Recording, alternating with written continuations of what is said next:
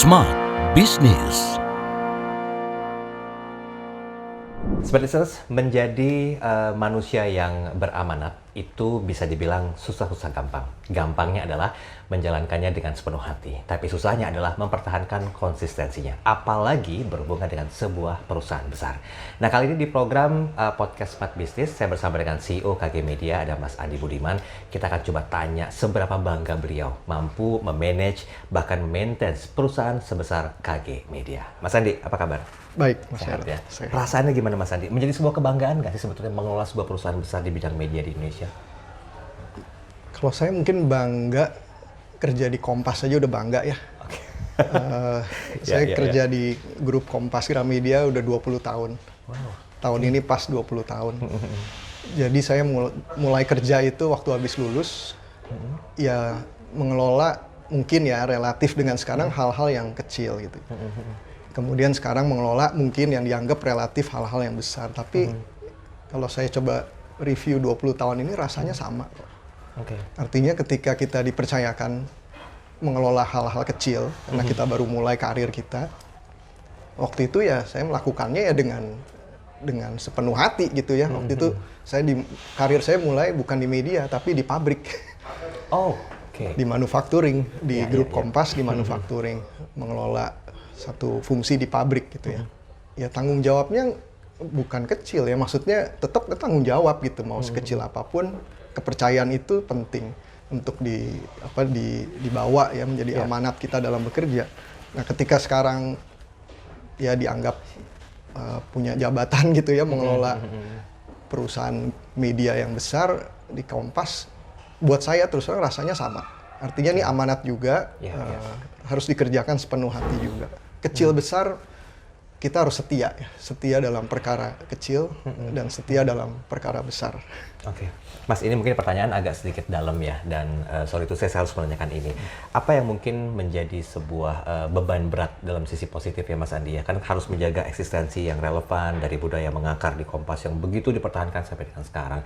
Kan bedanya adalah perkembangan zaman itu kan outcome-nya beda-beda Mas Andi. Yeah. So, apa strategi yang Mas Andi lakukan agar relevansi itu tetap bisa terjaga? Ya, kalau bisnis usaha media kan content is king katanya. Iya, betul. Setuju. Tapi sebenarnya content is king kalau pembaca kita, penonton kita itu yang memberikan mahkotanya gitu. Kalau enggak kita hanya raja palsu gitu ya. Jadi benar-benar konten kita itu raja kalau memang ya dihargai oleh konsumen kita gitu. Kalau Kompas kan dimulai dengan surat kabar, artinya formatnya itu teks ya, foto dan teks. Tapi kalau kita fast forward sekarang, walaupun Kompas dalam memberitakan kita masih dengan jurnalismenya Kompas yang sama, tapi kan formatnya nggak bisa sama. Jadi saya rasa bagaimana supaya kita relevan di segala zaman ya, kalau dari sisi konten ya harus relevan dengan konsumennya. Kalau dulu teks, kalau teks di koran, kalau sekarang ya tetap ada teks di koran, di website, tadi ya menjaga produk yang sudah besar dan konsumen yang sudah ada, tapi juga kemudian kita punya tim yang cukup besar juga mengeksplorasi konten format dalam bentuk video. Jadi di digital ya? Video digital dan rumahnya di social media gitu ya. Kalau teks kan koran itu rumahnya kita tuh. Maksudnya itu channelnya, distribusinya yang kita kontrol sendiri. Website juga kan itu sesuatu yang kita develop sendiri. Tapi kalau kita lihat pergerakan zamannya, anak-anak yang lebih muda, generasi milenial dan Gen Z, main source of information, sumber utama mereka mengkonsumsi informasi bukan lagi channel-channel yang dimiliki oleh media sendiri, seperti koran, TV, atau website, tapi adanya di social media. Nah, di social media bentuknya kan nggak bisa teks saja, tapi bentuknya harus audiovisual. Nah, di KG Media saat ini angkanya berubah terus ya, cuman terakhir kita punya sekitar 600 video jurnalis. Jadi walaupun kita bukan perusahaan yang dimulai dengan TV atau apa, tapi saat ini kita punya kemampuan memproduksi audiovisual itu yang cukup besar ya. Ada 600 orang yang memproduksi video, memproduksi 150.000 video per bulan. Kadang-kadang saya masih banyak banget ya, tapi kalau dihitung matematikanya benar gitu segitu. Dan saat ini mendapatkan jumlah ketertontonan, views ya. Kalau di digital kan semua dihitung dari berapa banyak konten itu ditonton atau view. Itu kita mengenerate sekitar 2 miliar views dari video-video kita ini per bulan. Wow. Nah, kenapa kita masuk ke ranah video dan social media ya? Satu kan memang karena konsumennya sudah beralih ke sana. Dan yang kita harus antisipasi sebagai perusahaan news media adalah bukan hanya disrupsi dari sisi bisnis ya, tapi disrupsi dari sisi pengaruh.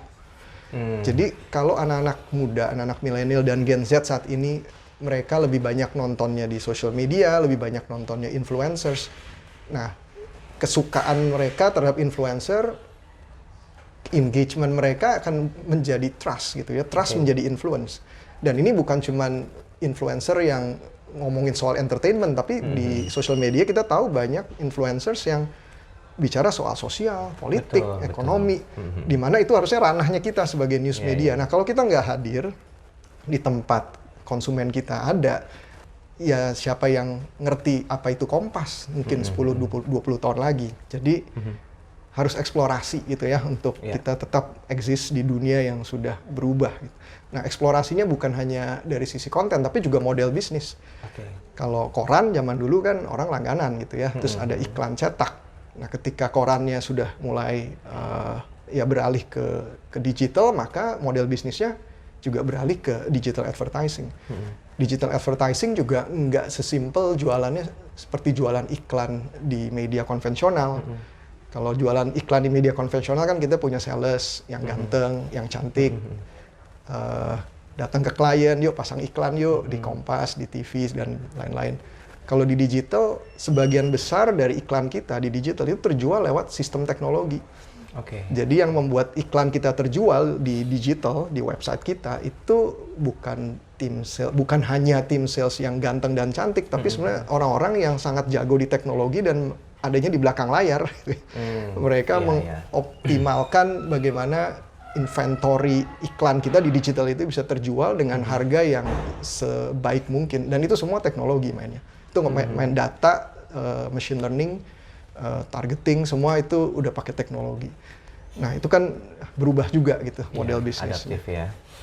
Tapi begini Mas Andi, sebagai CEO dari perusahaan media yang besar di Indonesia, kan perlu ada simbiosis mutualis ya antara tiap unit-unit agar mereka tuh menjadikan perusahaan sebagai sebuah cara untuk berkolaborasi yang baik. Boleh nggak disampaikan apa tips yang, atau mungkin to-do list yang sering kali Mas Andi lakukan agar semuanya itu bisa berkolaborasi? Ya, kalau KG Media tuh medianya banyak banget ya.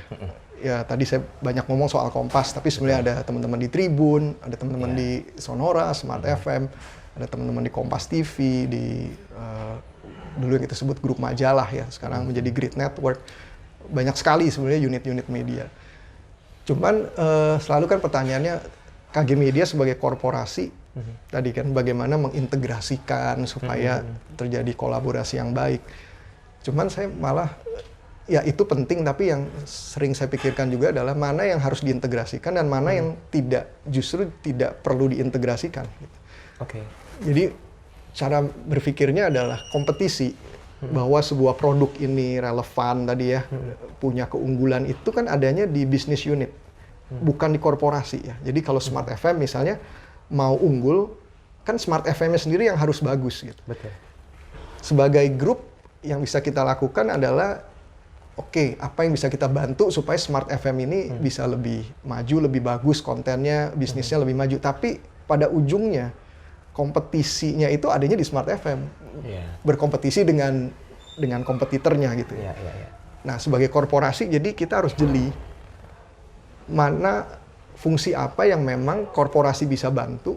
Tapi kalau kita terlalu banyak juga mengintegrasikan yang tidak perlu, karena integrasi itu butuh effort. Butuh effort dari korporasi, dari unit bisnisnya juga untuk kita yuk duduk bareng, jualan bareng, apa segala. Nah, itu kan butuh effort, extra effort. Kalau extra effort itu tidak menghasilkan keunggulan kompetitif bagi unit, itu malah negatif sinergi itu.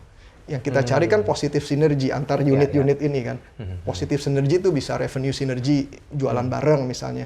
Atau yang lebih sering, lebih gampang, dan lebih punya probabilitas lebih tinggi untuk bisa didapatkan itu cost synergy. Jadi di KG Media kita melihat fungsi apa yang cost-nya besar dan strategik. Jadi ada cost yang kecil, nggak strategik, udahlah. Tapi kita itu masing-masing lah unit. Tapi yang cost-nya besar dan strategik itu artinya fungsi ini biayanya besar, tapi dia berdampak pada keunggulan kompetitif dari unit. Nah, itu yang kita lihat adalah fungsi teknologi. Teknologi dalam hal pengelolaan data infrastructure, cloud computing, artificial intelligence. Kalau semua unit ini bergerak sendiri itu mahal, it's costly. Tapi kalau kita gabungkan teknologi ini, dan teknologinya itu kan sebenarnya kepake oleh hampir semua unit media kita. Machine learning recommendation, artificial intelligence, itu semua menghasilkan berpotensi menghasilkan keunggulan kompetitif buat bisnis kita. Maka itu kita integrasikan supaya cost-nya lebih efisien, dan juga kemudian bisa kita roll out ke unit-unit kita secara bertahap gitu. Kalau cuman di satu unit kan dia cuman unit itu menikmati teknologi itu sendiri. Betul. Padahal mungkin ini relevan nih dipakai di unit lain. Nah, kalau itu ditaruh di pusat, kita bisa roll out mungkin pertama ini sebagai satu unit sebagai pilot project, tapi habis itu kita bisa roll out ke semua unit dengan cost yang efisien mungkin. Berarti ada monitoring system yang diterapkan ya? Iya, kita jadi punya project team yang cross function untuk mengeksplor teknologi, kemudian kita pilih produk mana, karena kita tadi produknya banyak sekali, produk mana yang mau kita uji cobakan teknologi ini, kita monitor, menghasilkan hasil yang sesuai apa enggak. Kalau oke, maka kita roll out ya, kita deploy ke unit-unit lain untuk mendapatkan benefit yang sama. Dan itu maksudnya integrasi seperti itu dengan sistem yang Mas Andi sampaikan, it works ya di Kompas. Sejauh ini kita bisa beradaptasi dengan perubahan-perubahan besar di media, di teknologi. Itu dengan cara seperti itu sih. Jadi learnings dari satu unit, kita lihat sana works, maka kita roll out ke unit-unit media lain. Term and condition berlaku nggak kira-kira Mas Andi? Dalam artian begini, setiap unit itu kan punya kapabilitas yang berbeda-beda dibandingkan unit yang lainnya. Apakah memang relevan juga digunakan? Ataukah ada satu sistem trial and error dulu? Kalau oke digunakan, kalau tidak mungkin akan ditarik kembali. Ya mungkin pakai contoh aja lah, yang cukup advance dalam memproduksi video. Tadi kan saya mention mengenai produksi video itu kan Kompas TV, karena dia basisnya TV. Gitu. Ya, audiovisual. Nah, tapi kan yang harus bisa memproduksi media dalam bentuk audiovisual nggak cuma unit TV nih. Tribun juga butuh, kompas.com juga butuh, teman-teman di Grid juga butuh. Nah, tapi jago-jagonya, master-masternya nih, yang saat awal itu kan adanya di Kompas TV. Nah, jadi Kompas TV dia melakukan training ke teman-teman Tribun, ke teman-teman kompas.com, ke teman-teman Grid, bagaimana memproduksi konten audiovisual.